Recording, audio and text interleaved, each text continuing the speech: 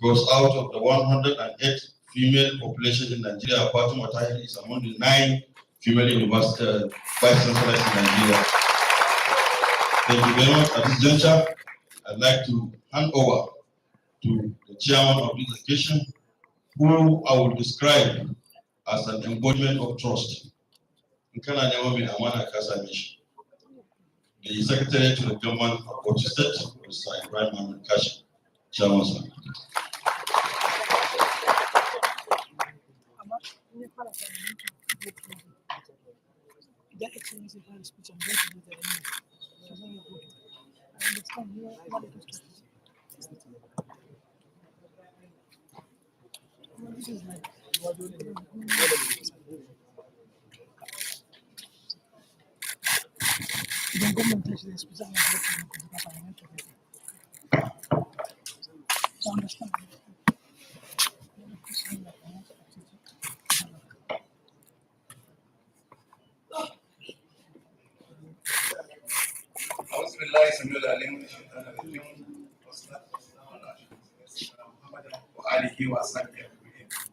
Your Excellency, the Executive Governor of Bauchi State,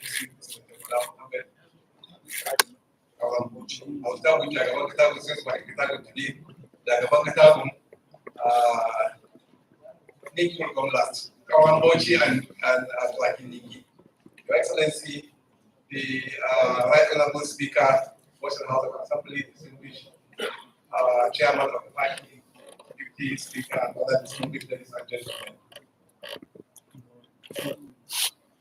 Let me start by congratulating each and every one of us and thanking His Excellency for giving us the environment that allows us today to hold this important lecture that will lead to our convocation tomorrow for the first, second, third, fourth, fifth, and sixth sets of our graduates. Thank you very much, Your Excellency, for all the support.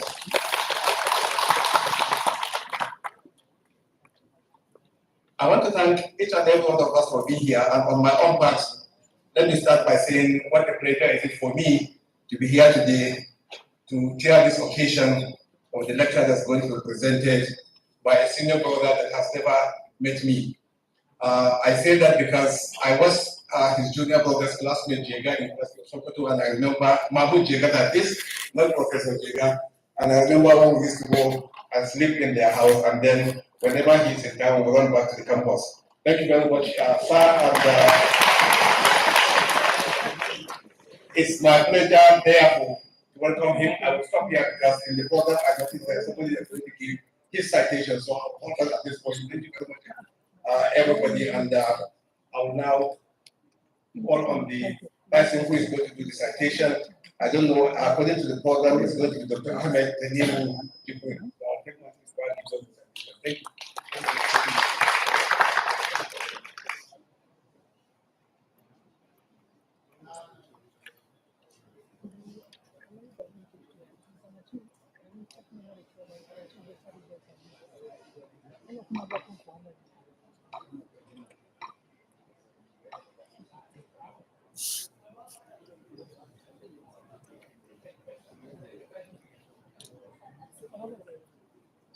Assalamu alaikum.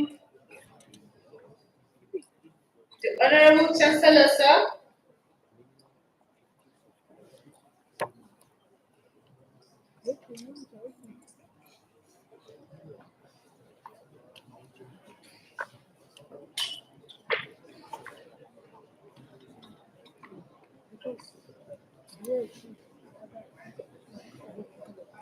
So I'm directed to just forget about the protocol and just read the citations.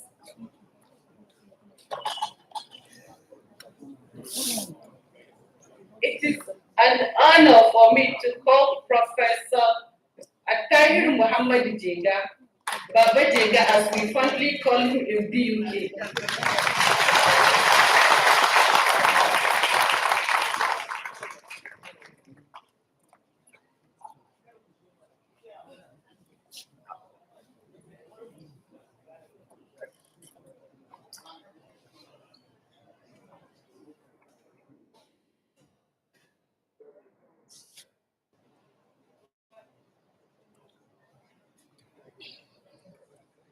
So it's my privilege and singular honor to read the citation of Professor Attahir Muhammad Jega, OFR. Professor Attahir Muhammad Jega, born on January 11, 1957, is a highly respected Nigerian academic and political scientist. He has made significant contributions to the field of political science and played a crucial role in the electoral reforms, university administrative reforms, and Nigerian democratic development.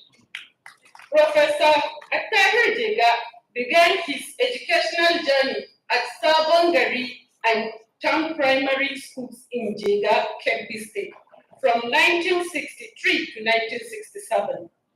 He then proceeded to Government Secondary School in Birnin Kebbi for his secondary school education. In 1974, Professor Jega enrolled at Abdullahi Bayero College at Bello University, Zaria, where he did a preliminary studies and then earned his Bachelor of Science degree, completing his studies in 1978. He later went for studies abroad in 1980.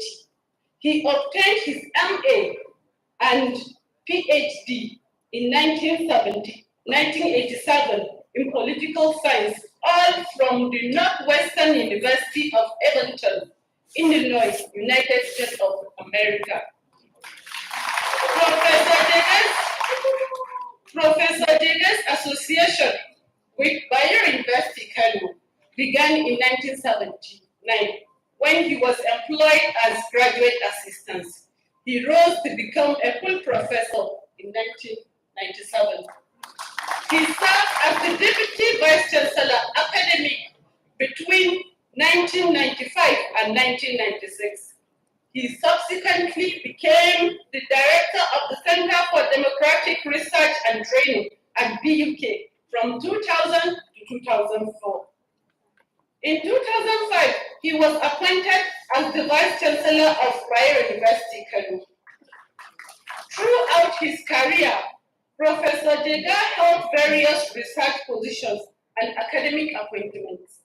He served as a visiting research fellow at the Nigerian Institute of International Affairs from 1992 to 1993. In 1994, he was a visiting research fellow at the Department of Political Science, University of Stockholm, Sweden.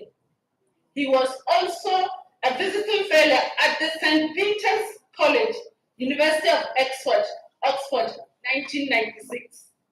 And he was also a visiting scholar at George Mason University from March to September 2016. He was also a visiting fellow in practice at the Blavatnik School of Government, University of Oxford, from September 2016 to March 2017. One of Professor Jega's most notable roles was his chairmanship of the Independent National Electoral Commission. Under his leadership, Nigeria witnessed the conduct of 2 general elections in 2011 and 2015, which was widely acclaimed as free, fair, and credible elections. It was widely claimed as free, fair, and credible election both by the Nigerians and the international community. For this, he has received several international awards and recognitions, which include National Honors Award of Officer of the Federal Republic of Nigeria, OFR, in 2005, Charles Taylor Manat Democracy Award in 2015, and ICPC's Election Commission of the Year Award in 2013 and 2015. He is also a recipient of 3 honorary degrees.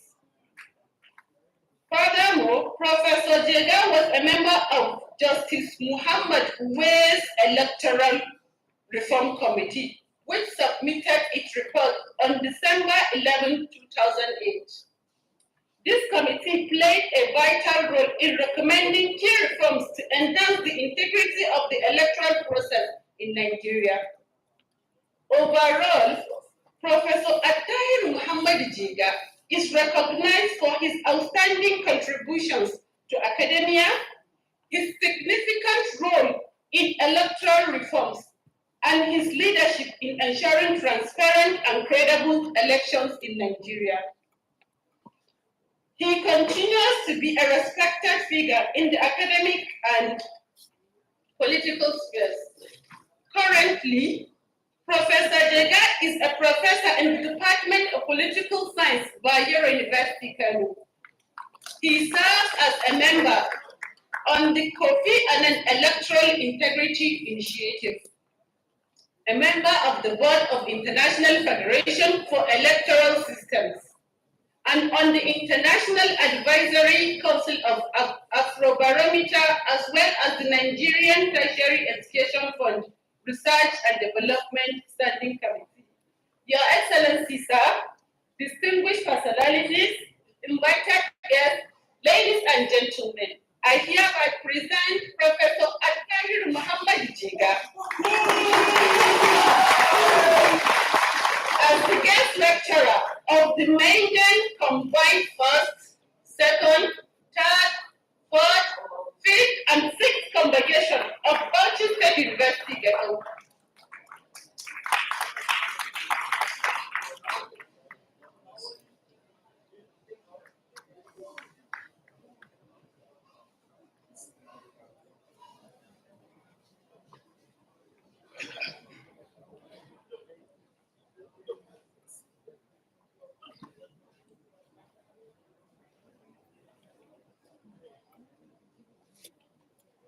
أعوذ بالله من الشيطان الرجيم بسم الله الرحمن الرحيم والصلاة والسلام على أشرف المرسلين وصلى الله على النبي الكريم. The visitor to Bauchi State University and the governor of Bauchi State, the Pro-Chancellor and Chairman of Council, the Vice Chancellor, staff and students, distinguished ladies and gentlemen, I would like to stand on the existing protocol already established.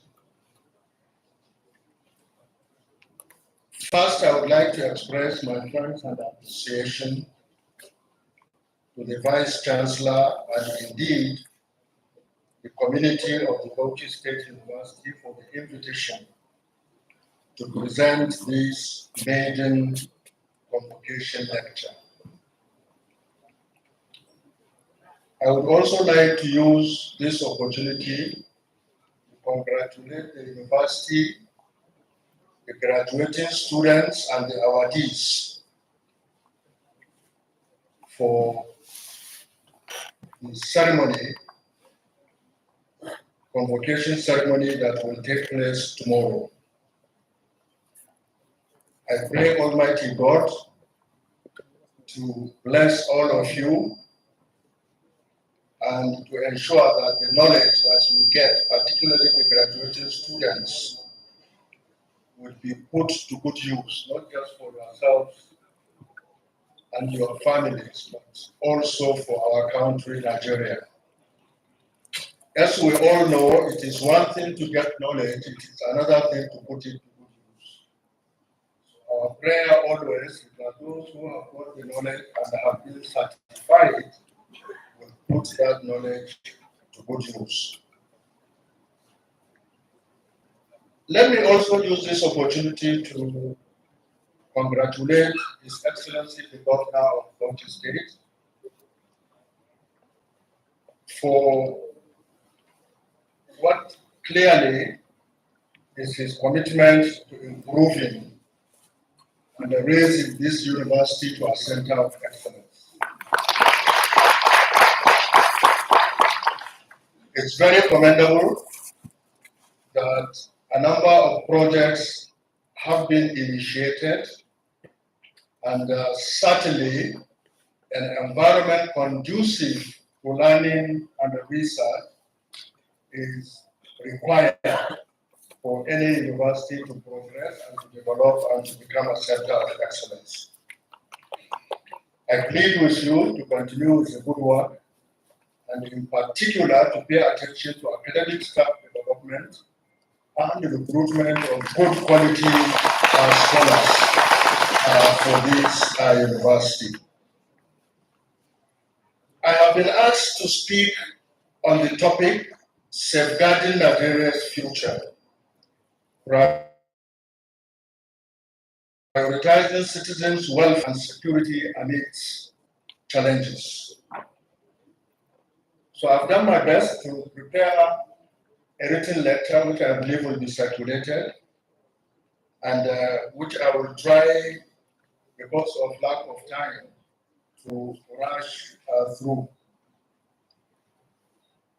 But let me say that what I have done in this presentation is to begin with a brief introduction, where I set out the main points and the arguments and observations regarding the topic on which I have been asked to speak. Then I have a section titled Conceptual Clarifications. And I have identified a number of concepts relating to the theme of today's discussion, which I tried to clarify. I may not have the time to do that in the presentation because of lack of time, but so that anybody who is interested in knowing more about how do scholars and practitioners conceptualize citizen and citizenship, or security, or state and the role of the state, particularly in welfare provisioning, those would be clearer. Then I have a section that I call contextual analysis of challenges in Nigeria. And in this section, I pay attention in particular to two aspects of structural challenges, which, if they are not addressed appropriately, are likely to affect the future of our country, put it in jeopardy, and therefore they are very, very important issues to address if we want to safeguard the future of our country. I also speak about not just structural challenges, but even systemic challenges. And then I talked about what I call value orientation, because value orientation is a critical aspect of citizens' engagement and government's engagement in terms of bringing positive changes and development in society. Then I have a section where I highlight specifically in the Nigerian context citizens' welfare and security challenges. Then I have a section which I call towards safeguarding citizens' welfare and security. And then I made quite a number of recommendations addressing those challenges which I feel have to be addressed if we want to safeguard the future of our country. So basically that is the structure of my presentation. And I would like to begin with the introduction. I begin by observing that Nigeria is a country with enormous potentials. And we are often told that Nigeria is the largest economy in Africa, with stupendous natural resources and agricultural resources, in addition to having a comparatively much more trained and intellectually endowed human capital. We are also often reminded that 1 out of every 4 Africans is a Nigerian, and indeed 1 out of every 5 Black people in the world is a Nigerian. In spite of all these matters of pride, because there are things to be proud of, it is a fact that Nigeria currently faces tremendous wide-ranging challenges, which, if not urgently and successfully addressed, would put the future of our country as well as the future of our citizens in jeopardy.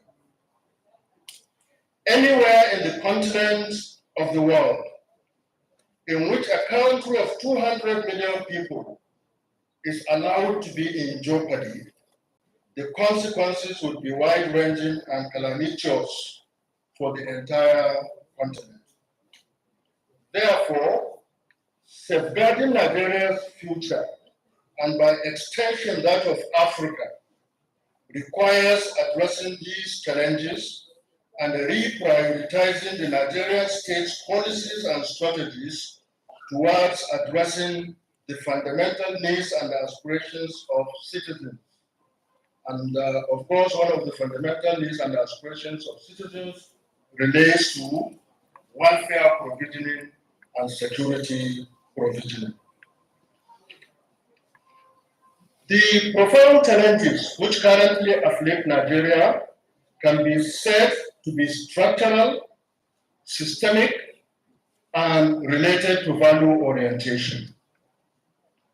Structurally, we need to, among other things, address the challenges of how our federation is arranged, how it has evolved, how it has become distorted and centralized, and how to deconcentrate power and resources from the federal center to the state and local government levels. We also need to address how our national economy is structured and integrated into the global political economy with greater benefits to former colonial masters than to Nigeria and its citizens. These systemic challenges are related to our system of government, its composition, or what some scholars are beginning to call decomposition of that system of government, the costs of governance, institutional inefficiency and decay, some even talk about institutional decomposition, as well as bad governance, which of course means that the state is unable to provide not just security, but address the fundamental needs and aspirations of the citizens. With regards to value orientation, we need to address and reverse the mindsets of both our elite, especially the so-called political class, and even the mindset of our masses, especially the electorate, from what I call destructive engagement to a more constructive involvement with the electoral process, so as to ensure electoral integrity in bringing about respectable, responsible, and responsive representatives of the people into the executive and the legislative arms of government. Responsible people who would address the needs and aspirations of citizens who elected them through good governance, rather than those who will merely focus upon their personal selfish interests, which is what most of them do, regrettably, presently. It is not to say that there are no good people, but those good people are in short supply in our governance process. And where you combine that with the reckless mindset that many of them have, and then the distorted nature of our federal arrangement, then obviously a combination of these has serious negative consequences in terms of our national development, as well as in terms of how best we can safeguard the future of our country. So the combined effects of these challenges has resulted in contested legitimacy of the state, because many citizens don't feel that government is for them, and therefore that is why we have all these sorts of incidences of irredentism and challenging the power and authority of the state in many parts of this country.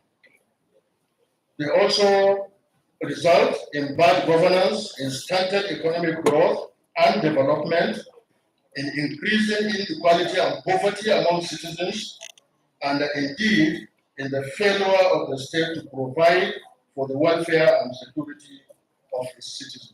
In fact, because of this failure in terms of security, in terms of welfare, many scholars are also now referring to Nigeria as a failed state. Because there are three critical roles of a state. And in the Nigerian context, at least two of those are more or less abandoned. And I'm talking in terms of the aggregation. There may be islands, okay, of competence and of deliverability in terms of the function and role of government. But if you take it as a whole, those are just islands. The generality of the process of governance does not help to secure the citizens, does not address their fundamental needs and aspirations. In fact, it only results in a reckless tendency by some of the more destructive elites in order to divide and rule and to mobilize, whether it is ethnicity or religion or regionalism, in order to further undermine states and the positive role that it could play. Nigerian citizens have for long aspired for representative democracy, for socio-economic development, and they've also struggled for it. Their aspirations and the struggles have, however, been constantly frustrated by the ruling and the governing classes to the extent that many citizens are now despondent, and in fact, many of them think that the struggle to improve our governance process is futile. And therefore, many people are beginning to even withdraw from the political arenas. Rather, they have